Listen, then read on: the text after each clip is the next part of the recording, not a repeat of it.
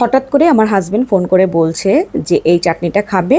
তো আমি প্রথমেই টমেটো চারটাকে ধুয়ে নিয়েছি, তারপর এখানে 3টা কাঁচামরিচ দিয়েছি, কারণ সে কাঁচামরিচের ঝালটা খুবই কম খায়, মানে ঝাল বলতেই কম খায়।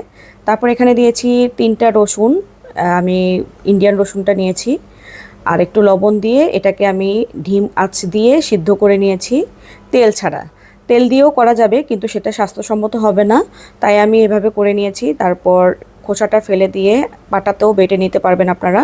আমি যদিও পাটা দিয়ে বাটিনি, বাটলে বাটা যায় আর কি, বেশি ম্যাশ হয়ে যাবে, তাই আমি ওই ম্যাশের ইয়াটা দিয়ে আমি খুব ভালো করে ম্যাশ করে নিয়েছি।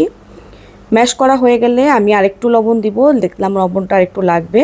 ধনিয়া পাতা ছিল না, নতবা ধনিয়া পাতা দিতাম। সাথে একটু সরিষার তেল দিয়েছি, দিয়ে খুব ভালোভাবে মাখিয়ে ভাত দিয়ে খাবেন। খুবই মজাদার, হেলদি একটা খাবার, আপনারা সবাই ট্রাই করবেন।